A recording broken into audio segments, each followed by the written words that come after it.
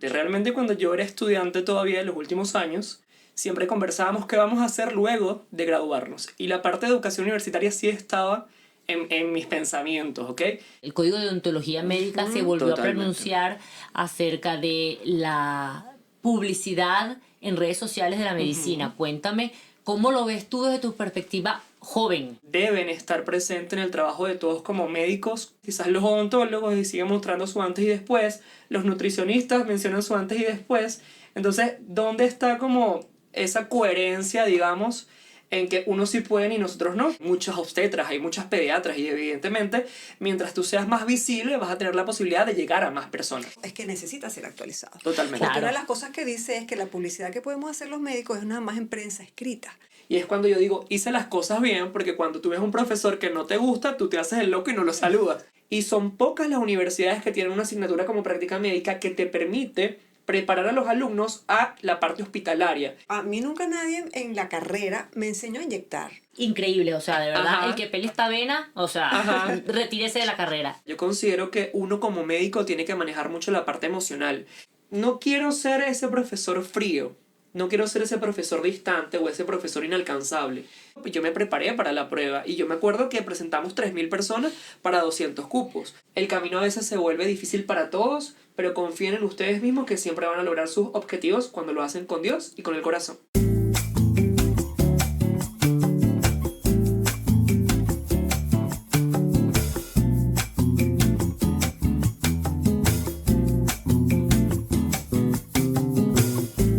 Par de Docs llega a ustedes gracias a Farmacia Señorial, a WhatsApp de distancia.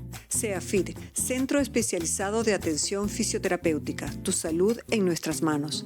Cooler Bros, tu compañero de aventuras. Anela Café, deliciosamente saludable.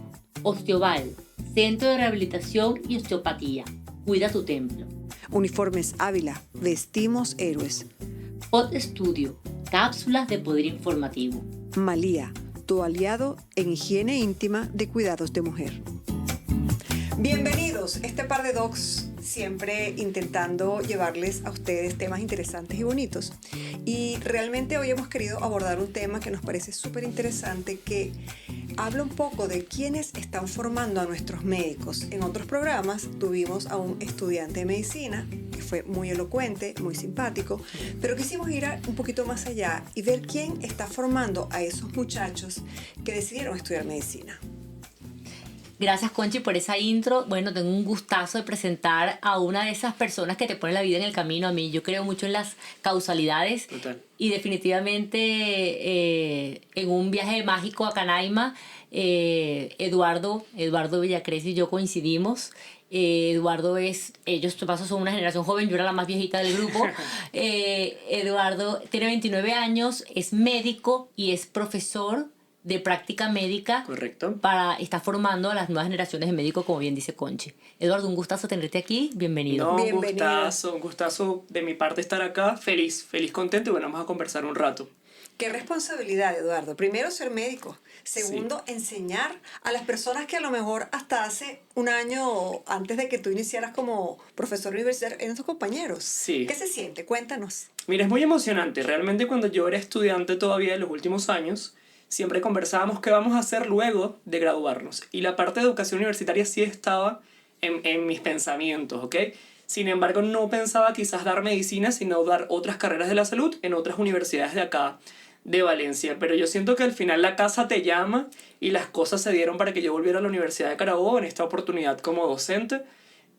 Sí daba como un miedito al principio, por supuesto, las primeras veces siempre dan miedo, pero ahora me encanta, o sea, es mi trabajo favorito de todas las cosas que yo hago. Yo disfruto estar esas 2 horas de clase en el salón. Qué bueno que dices eso de las cosas que yo hago, porque también eres super influencer y me encanta cómo llevas todo tu contenido, porque es un Gracias. contenido médico, pero también con bastante visibilidad. Y también quisiera que conversáramos un poquito ahora que el Código de Deontología Médica se volvió Totalmente. a pronunciar acerca de la publicidad en redes sociales de la medicina. Cuéntame, ¿cómo lo ves tú desde tu perspectiva joven? Totalmente.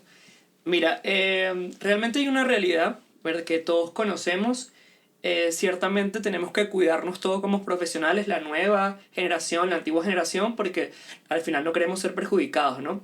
Pero ciertamente las redes sociales considero que deben estar presentes en el trabajo de todos como médicos, como cualquier otro profesional, porque me da mucha risa que una de las cosas que mencionaban es que no puedes mencionar o mostrar el antes y después de ciertos pacientes. Y hay muchas áreas que se van a ver afectadas en cuanto a eso, sobre todo la parte de cirugía plástica, estética, los que trabajan con nutrición, cirugía bariátrica. Pero entonces yo sigo a otras profesiones, quizás los odontólogos, y siguen mostrando su antes y después, los nutricionistas mencionan su antes y después. Entonces, ¿dónde está como esa coherencia, digamos, en que unos sí pueden y nosotros no? Claro, y vas a callar a quienes probablemente también tengan el mayor peso en cuanto a pensum, a currículum. Pues. Totalmente. O sea, si tú vas a callar al nutrólogo y vas a dejar al nutricionista, que los dos son importantísimos, Por supuesto. Pero sí me entiendes, o sea, es desleal. Claro. Sí, sí, no, y al final hay mucha competencia, o sea, ustedes como profesionales lo saben, hay muchos obstetras, hay muchas pediatras y evidentemente mientras tú seas más visible vas a tener la posibilidad de llegar a más personas. Claro, y la otra cosa importante es que todo se basa desde el respeto, que yo creo que el código de deontología médica, esa es lo que, digamos, es de donde arranca, ¿verdad? Claro. Entonces, el hecho de que nos respetemos y tengamos la autorización de las personas para hacer esas publicaciones, porque uno está asumiendo que cuando alguien pone un antes y un después, tiene la autorización de la persona que está allí expuesta, ¿ok? Uh-huh. Y sí, yo pienso que es de una manera, de todas formas, ese código otra de las cosas que hemos conversado es que necesita ser actualizado. Totalmente. Porque Claro. una de las cosas que dice es que la publicidad que podemos hacer los médicos es nada más en prensa escrita. Entonces, nada más pasando por allí, no soy ducha, si me estoy equivocando me disculpan los eruditos, sin embargo, es una de las cosas que he leído. Sí, Entonces, sí. es un tema bien amplio que realmente tendríamos que abordar, a lo mejor en un programa completo, pero tu Totalmente, visión como totalmente. profesor, como médico joven, es importantísima porque no podemos callar que estamos en una era Concho, totalmente es que distinta. aquí estuvimos con el padre Rafa, un sacerdote que también lleva sus redes sociales, Sí, sí, y él sí. dice Yo que tuve la oportunidad de conocerlo también en un viaje y es excelente. una nota, sí. Bueno, el padre Rafa dice que es importantísimo adaptarse a los tiempos actuales, hacer religión, en el caso de él, adaptada a los tiempos actuales. Bueno, entonces nosotros la medicina no podemos estar ajenos a la realidad actual. Bueno, imagínate la inteligencia artificial. ¿Cómo Sí. nosotros vamos a decir si ya hay programas de inteligencia artificial destinados a la medicina? Entonces, Así es. una cosa, y la medicina siempre ha sido como un baluarte de Una vara. actualización. Ujú, Ajá, sí. una vara alta para tecnología, para actualización. Entonces, E igual pasó cuando comenzó la televisión, cuando comenzó la radio. Yo imagino que también le harían la guerra. ¿Cómo Claro. es posible? No, entonces hay que adaptarse. claro, yo creo que sería importante delimitar, por ejemplo, Definir, sí. no dar precios por Instagram. O sea, está bien. Está bien. De repente no mostrar el antes y después con caras. O sea, ¿sabes? No bailar en quirófano, por ejemplo. Sí, no, el antes y después de las caras, o sea, porque la mayoría de los antes y después es, por ejemplo, solamente el busto, como era antes y como es después, no sale la cara de la persona. Exacto. O sea, Eduardo, pero tú dices no bailar en quirófano y a veces, yo no soy obstetra, pero tú me dirás si estoy equivocada, a veces el mismo paciente te dice quiero entrar, quiero hacer un show. Te piden una música en específico. Hay que poner todo, claro, el médico no puede perder su investidura, estamos de acuerdo, pero es cuestión de ponerlo de tratar de llegar a un equilibrio entre estas totalmente. novedades que estamos viviendo. ¿Siempre te gustó la docencia, volviendo a tu rol como profesor? Sí, desde sí, chamo, siempre. bueno, desde chamo, pues tú desde A mí siempre me ha gustado hablar, siempre. De hecho, cuando yo era pequeño yo quería trabajar en televisión. Al final, bueno, pasó todo el tema de estudiar medicina, mi abuelo fue médico, me encantó por supuesto ese mundo. Y el tema también de las redes sociales, que gracias a eso fue que yo empecé a dar clases. Porque había una profesora de otra facultad que hizo un video, yo comenté y dije, me gustaría dar clases en medicina. Entonces, una alumna fue la que me hizo el contacto, yo mandé el correo, me entrevistaron y llegué a la universidad a dar clases. Yo no pensaba en ese momento en práctica médica, yo pensaba en dar fisiología porque fue una de las materias que más me gustó. Y el camino me llevó a práctica médica, la profesora que me dio en ese momento todavía está, entonces ahora compartimos también enseñanzas, no solamente como médicos, sino como docentes de la misma asignatura que ella me impartió hace ya más de 10 años. ¿Recuerdas ese primer día? Voy a dar mi primera clase como docente en la Universidad de Sí, Carabobo. sí, obviamente emocionado. Bueno, a mí siempre me ha gustado hablar, pero esos nervios siempre están allí. La edad también siento que era algo que me daba un poquito de miedo porque yo en ese momento tenía aproximadamente 27 años y yo le iba a dar a personas de 20 años. O sea, la diferencia, a pesar que no era tanto. Y yo siempre he mantenido como que ese respeto con mis alumnos, pero siento que esa corta diferencia de edad hace que haya una empatía súper grande y hoy por hoy exalumnos que están ya en cuarto, casi quinto año, mira, me invitan quizás a un cumpleaños o me ven por ahí, me saludan. Y es cuando yo digo, hice las cosas bien, porque cuando tú ves un profesor que no te gusta, tú te haces el loco y no lo saludas. Ahora ellos no, ellos siempre están como presentes en mi día a día. Antes veíamos a los profesores, no sé si te pasaba, pero tal vez, claro, siempre había excepciones, ¿ok? Claro. Pero siempre veías al profesor como en un pedestal y era una solemnidad tal vez, ¿no? Totalmente. Entonces, empezaste bien jovencito.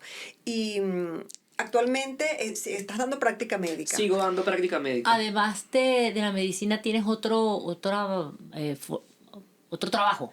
Sí, la parte de medicina yo paso consultas en diversas clínicas que no vamos a nombrar en este momento y por supuesto consultas a domicilio, por el mismo tema de las redes sociales mucha gente, mira, me gustaría que tú me asesoraras, gente de Valencia, ¿será que tú te puedes acercar a mi casa? Entonces, sí, evidentemente todo se mezcla y yo siento que una cosa tiene que ver con la otra, las redes sociales me han ayudado a crecer mucho, el hecho de ser docente universitario me ha dado la oportunidad de estar también en congresos y conferencias, también he compartido con Adri en otras oportunidades voluntariados, entonces al final Y claro, ¿y todo ese suma. proceso para llegar a ser profesor fue engorroso, fue rudo, fue largo?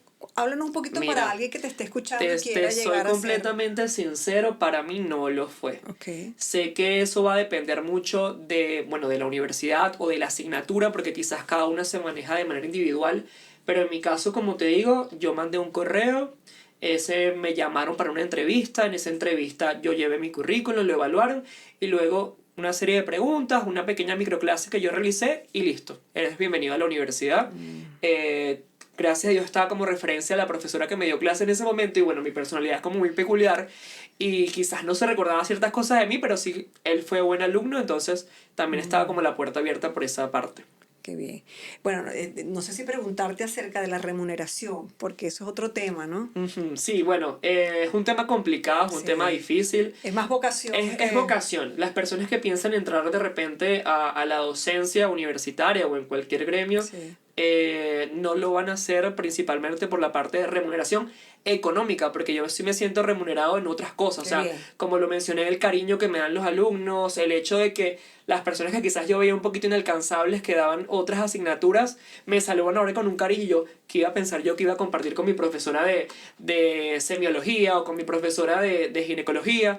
Entonces eso es muy bonito y el hecho también que se me han abierto otras puertas a dar clases particulares, todo eso gracias a la universidad. Sí, una remuneración más importante tal vez Totalmente. que Y la después económica. te vas a sentir que siempre el joven nutre. O sea, tú como todavía estás joven, de repente no lo ves todavía, Sí, sí. pero vas a sentir que te mantiene joven, te obliga a mantenerte actualizado, porque tampoco vas a dar una clase de Totalmente. práctica médica ahora sin haber estudiado, dentro de 20 años sin haber estudiado nada más. Entonces te obliga a mantenerte, te reta, el joven te reta y eso Sí. es fascinante. A mí me encanta, de No, y verdad. estás formando a tus futuros médicos, ¿no? Totalmente. Háblame un poquito, Eduardo, cuando yo estudié medicina, que fue hace 2 años, poco, no existía la asignatura de práctica médica Ok. y era una de las deficiencias, yo creo que tenía mi generación, que era por régimen semestral, de no tener esa parte práctica, ¿no? Entonces, Ok. háblame un poquito de esa asignatura, me gustaría saber. Ok. ¿De ¿Tú qué tuviste la trata? oportunidad? Sí, ¿Tuviste alguien más práctica yo sí, médica? yo sí. Ajá. Ok, bueno, práctica médica, fíjense que hace unos años se veían primero y segundo año, práctica médica único y práctica médica 2. Cuando yo empecé a estudiar medicina, cambiaron el pensum y yo fui la primera promoción que vio práctica médica una sola vez, en segundo año. Ya la estructura es completamente distinta a como yo la vi. En esta oportunidad yo siento que está más chévere y un poquito más exigente, ciertamente, porque nosotros vemos parte de pediatría, vemos de repente el test de Capurro, el test de Apgar, cosas que uno veía en pediatría ya en cuarto año. Igual vemos cálculo de edad gestacional, por ejemplo, cosas que nadie se imaginaba que íbamos a ver en segundo. Y yo tuve la oportunidad de hojear otros pensum de otras universidades de acá del país y son pocas las universidades que tienen una asignatura como práctica médica que te permite preparar a los alumnos a la parte hospitalaria.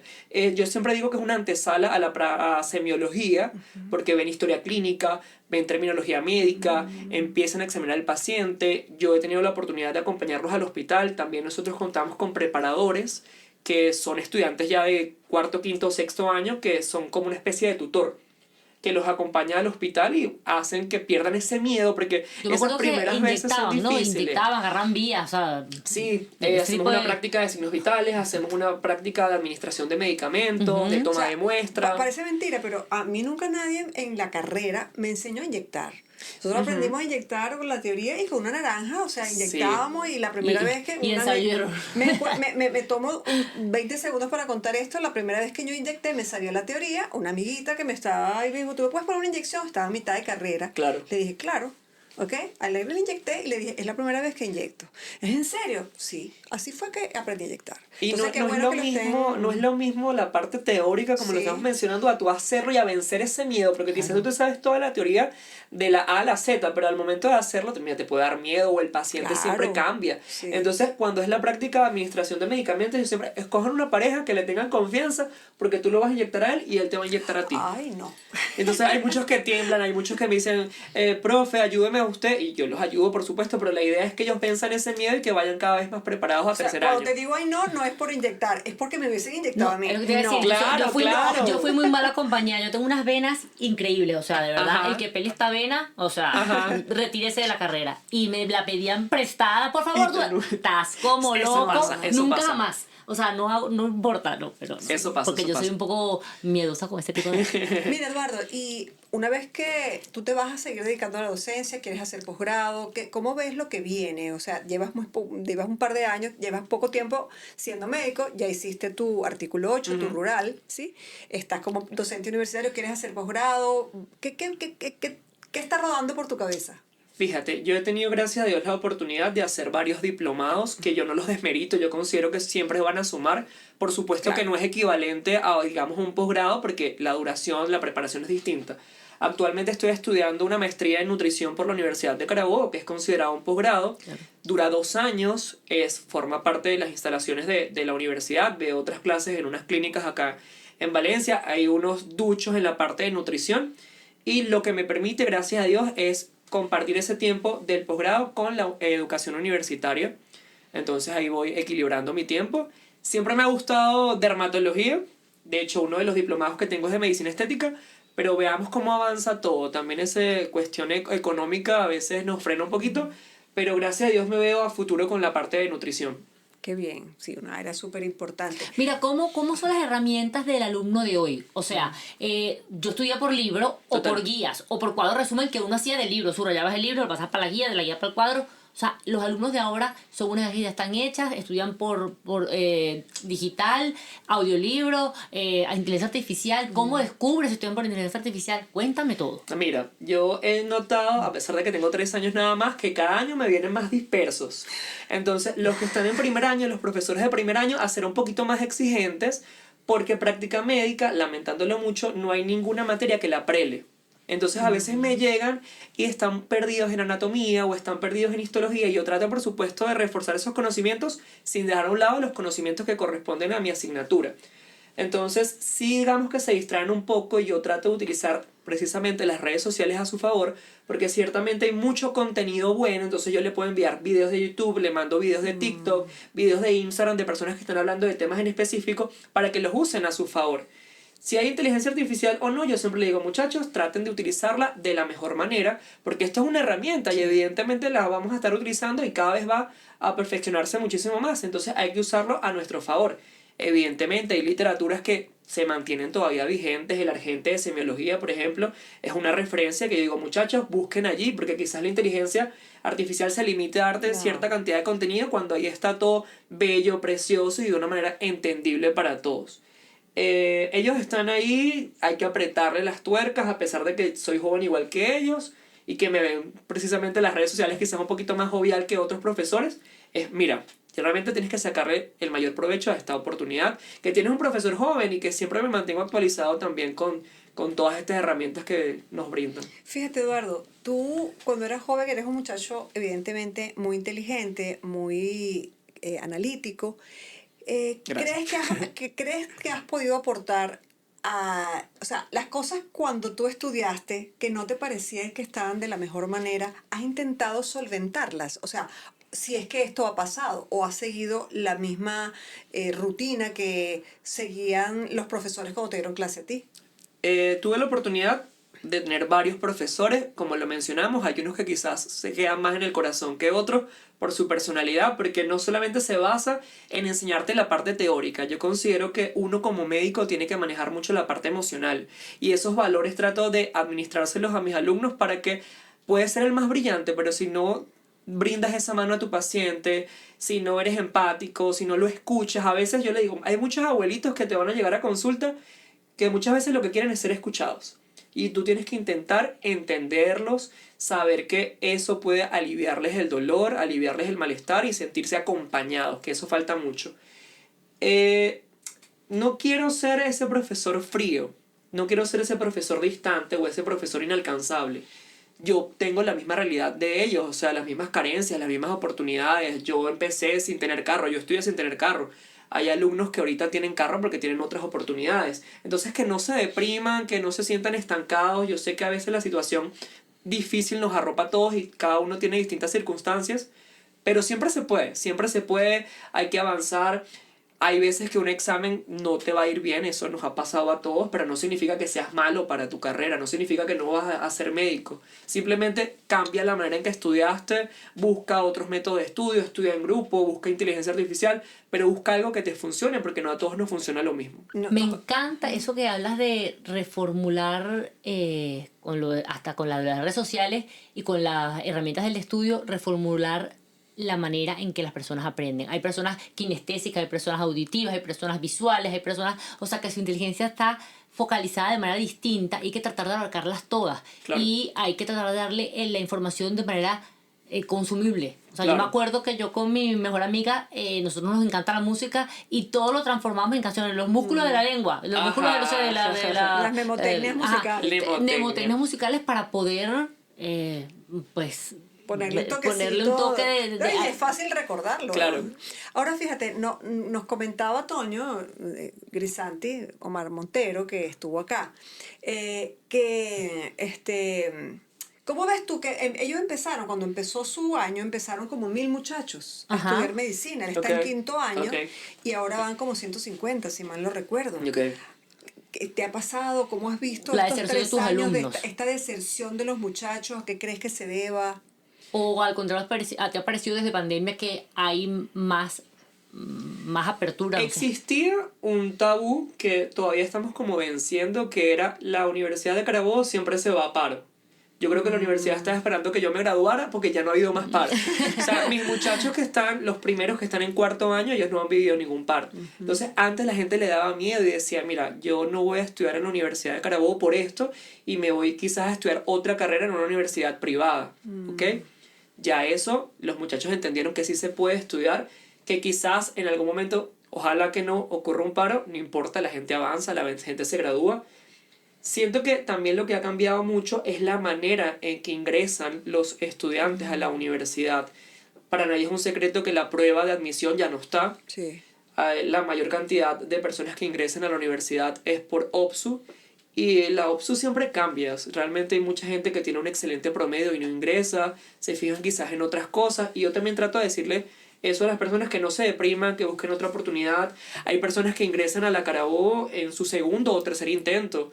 O estudian, yo tuve compañeros, quizás ustedes también, que tenían una carrera previa. Yo me gradué con personas que eran enfermeros o que eran licenciados en bioanálisis y decidieron estudiar medicina, y que la edad no es una limitante. No, claro. Tú puedes empezar medicina a los 25, a los 28, a los 30. Yo tuve un compañero que él tenía más de 50 años, o sea, se graduó con su pelo blanco, actualmente está estudiando un posgrado en urología y es enfermero y tiene hijos y está casado. Entonces no tengas como que ese miedo de de intentar y cumplir tus sueños, porque al final, no importa lo que tú tengas, en una sola vida, tienes que cumplir tus sueños. Claro, pero nos llamaba la atención esa cantidad de muchachos que se quedan en el camino. Claro, tú estás ¿Cuáles son los comenzando, filtros, por ejemplo? Tú estás comenzando, tal vez no, Eduardo no lo ha visto porque tienes 2 o 3 años como profesor universitario, pero se van quedando. O sea, nos llamó mucho la atención esa cifra de que empezaron muchísimos y, pues bueno, me imagino que hay muchos factores, ¿no? Pero, bueno, esa cifra nos llamó muchísimo la atención. Yo considero que es eso, es el tema del ingreso. Muchas veces hay personas que no saben qué estudiar, que no se sudaron su cupo, por decirlo de alguna u otra manera.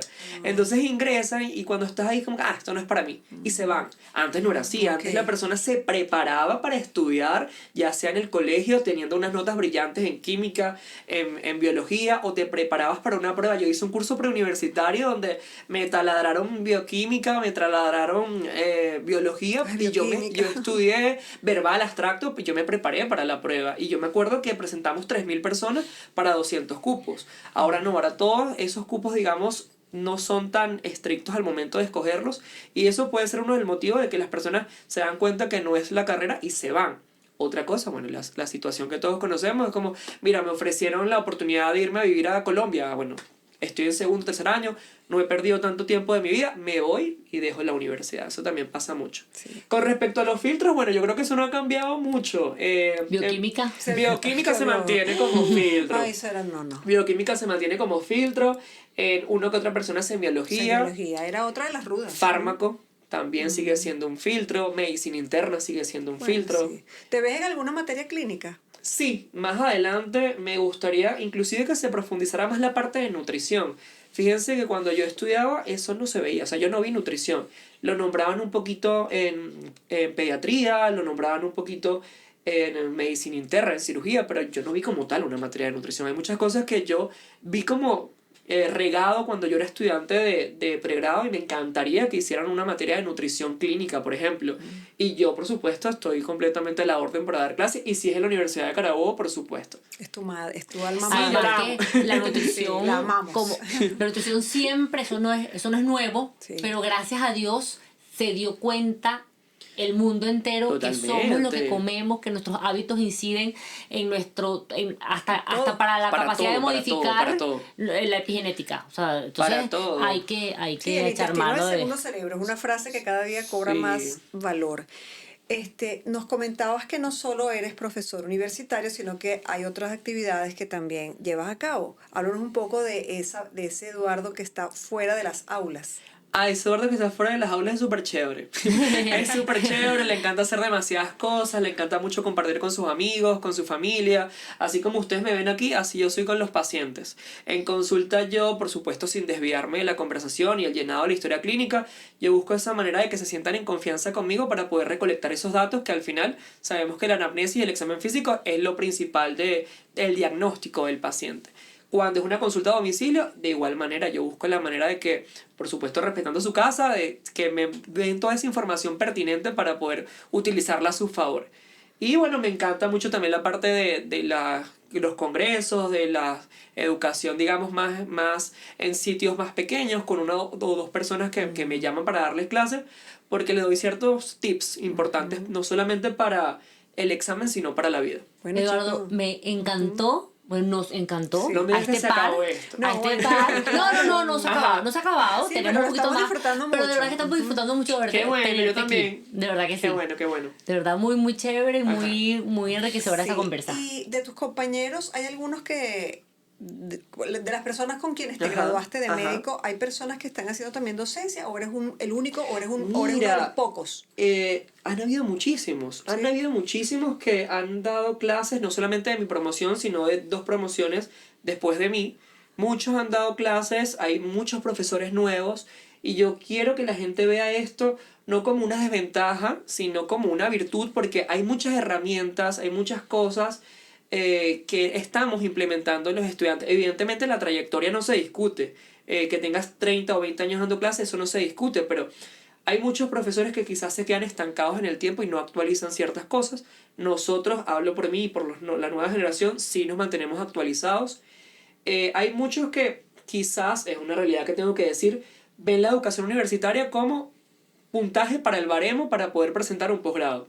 En mi caso no fue así, en mi caso fue porque me gusta, evidentemente, lo digo de una vez, no es que te va a dar el cupo seguro en el posgrado, porque eso es, digamos, es un check de la cantidad de requisitos que tú puedes tener para poder presentar el posgrado. La nota que saques en la prueba influye mucho, tu promedio de pregrado influye mucho. Entonces, no hagan eso simplemente por un cupo en un posgrado, porque no es eso. Háganlo por amor, por vocación. Al final uno se enamora de esto, como lo he mencionado. Así es.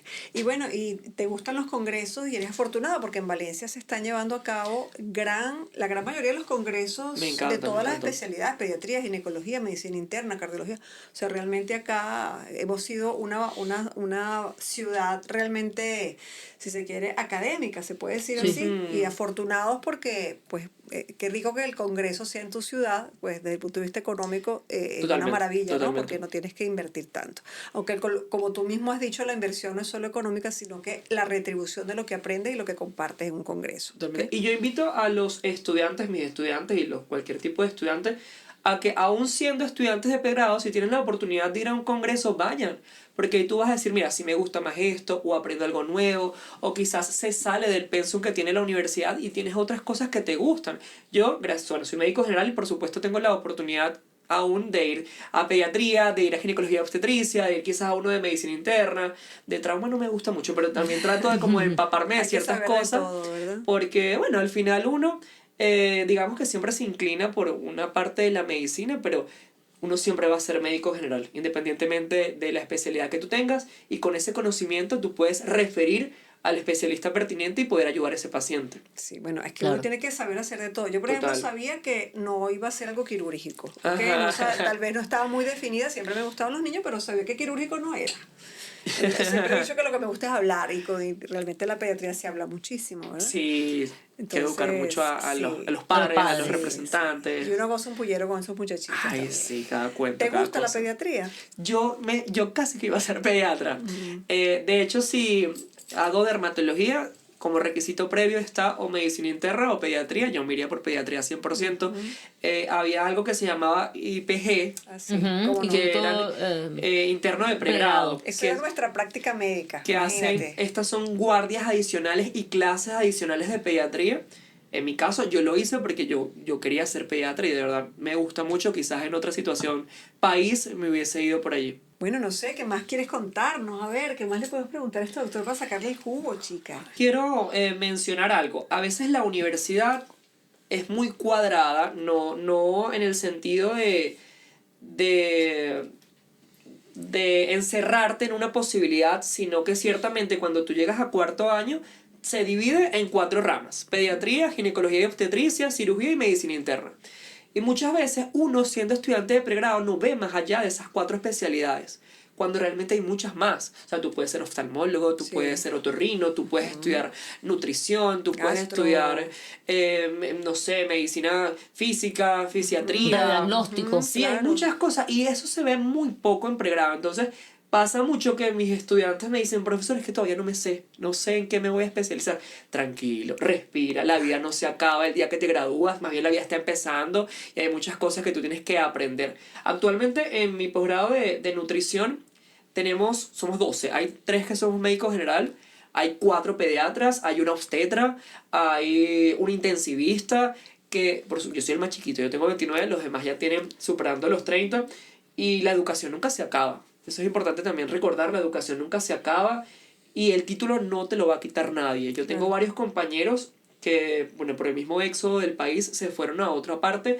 y ellos desde su espacio, desde su tribuna, siguen haciendo medicina. ¿Sí? Fíjate, Eduardo, una pregunta, no sé si tienes este conocimiento, pero ¿qué están solicitando mucho en los posgrados para aumentar el puntaje? Porque realmente... a veces yo recuerdo cuando me gradué no estaba muy clara con eso, que si trabajo de investigación, que si el curso tal cual, que eso si pasa el mucho. Inglés, no sé, que cuéntanos para las personas que están estudiando medicina que puedan tener ese conocimiento. Bueno, se divide en 3 renglones, ¿okay? El promedio de pregrado, por eso yo digo, muchachos, el promedio sí es importante, traten de salir lo mejor posible, a pesar que, bueno, una vez tiene sus altibajos, traten de salir lo mejor posible, de sacarle ese provecho a sus residentes, a sus especialistas y a los pacientes, que son los principales libros. Por supuesto, la prueba, ¿ok? La prueba en la mayoría de los posgrados es general. ¿A qué me refiero con esto? Que te pueden preguntar tanto de pediatría como ginecología y obstetricia, como medicina interna. Así tú te vayas por una sola de ellas, esa prueba Claro, es un general. poquito de todo.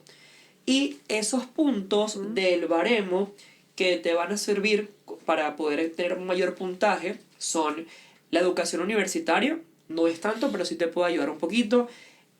Cursos, diplomados, no es tanto, pero sí te ayuda un poquito. Pero lo que más te suma es la publicación de artículos, ya sea tú como autor principal o como coautor. Ok. Y eso es una cosa que tú puedes empezar a trabajar aún siendo estudiante de pregrado, Sí. ¿ok?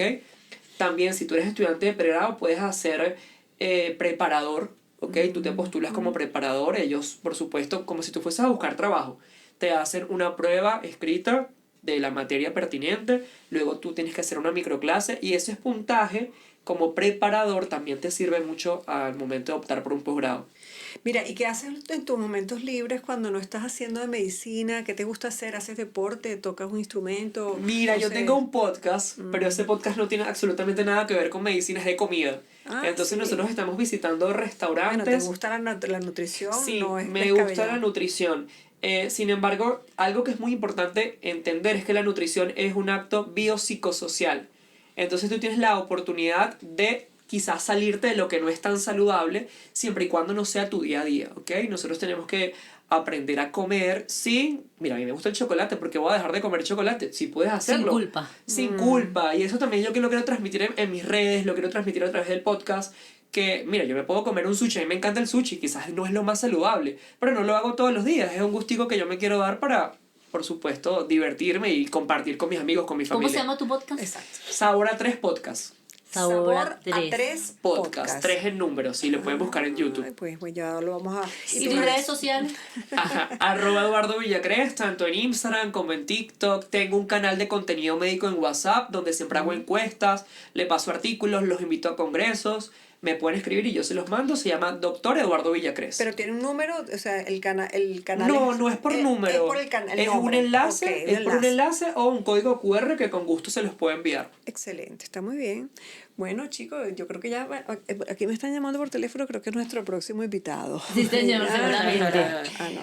Edu, otra vez, gracias por haber estado aquí con nosotros, por haber compartido tu tiempo, por haber regalado esa cercanía con la que nos contaste Sí. todo.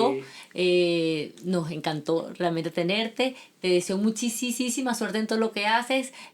Gracias por formar a las generaciones de relevo. Gracias por quedarte en nuestra alma mater. Gracias por apostar al país. Te amamos, José. Sí, señor. Sí. Usted. Y bueno, Sí, de verdad. realmente gracias. yo creo que el agradecimiento más importante es formar a estas nuevas generaciones. Definitivamente que le pongas corazón, porque una cosa es formar por formar y otra cosa es hacer las cosas con tanta nota, tanto corazón como se te ve que tú lo haces. Tus palabras para las personas que te siguen. Bueno, nada, un gracias mensaje Conchita, final. gracias Adri. Adri, ahora compartimos un momento muy bonito. Espero también poder compartir Claro, un voluntariado que lo seguro, hablamos detrás de cámara. seguro. Me encanta también la parte del voluntariado. Bueno, muchachos, sigan apostando a su formación, sigan creyendo en ustedes mismos. El camino a veces se vuelve difícil para todos, pero confíen en ustedes mismos que siempre van a lograr sus objetivos cuando lo hacen con Dios y con el corazón. Qué bello, Qué bello. excelente. Gracias. Nos despedimos. Recuerden, 7 de la noche todos los domingos o a cualquier hora. Ya salimos a cualquier hora, pero salimos los domingos, ¿ok? Entonces suscríbanse, denos corazón, denos amor y apóyennos en este proyecto que todos los días lo hacemos con más cariño. Hasta pronto. Sí, ¡ay, el regalito! Ay, El regalito. Tenemos por aquí Tenemos mira, recordando. un kit de Ávila. Ajá. Nuestro amigo Sí, César. señor. Nuestro amigo César Ávila. de Riviera. Ajá. Y esto es para que se lo entregues a tus chicas universitarias, Vale. a tus alumnas y para que les ayudes a felicitar la vida. Sabemos las ese es condiciones de los ¿Cómo se llama eso bonito? un cono urinario para hacer pipí de Iba a pie. decir pipí Cuando de estés en plástico. clase ahí, tú sabes. pues, Sí, vaya. totalmente, total. A veces los baños de la universidad no están Por muy eso, aptos. para que de repente lo Vale. Esto trae... ¿cuánto? 4. Ok, chévere, hago una rifa ahí. Trae 4. chévere, Chévere. Perfecto. Gracias, mi vida. Gracias por Gracias a estar. ustedes. Par de Docs llegó a ustedes gracias a Farmacia Señorial, a un WhatsApp de distancia. SEAFIT, Centro Especializado de Atención Fisioterapéutica. Tu salud en nuestras manos. Cooler Bros, tu compañero de aventura. Anhela Café, deliciosamente saludable. Osteoval, Centro de Rehabilitación y Osteopatía. Cuida tu templo. Uniformes Ávila, vestimos héroes. Pod Studio, cápsula de poder informativo. Malía, tu aliado de higiene íntima, de cuidado de mujer.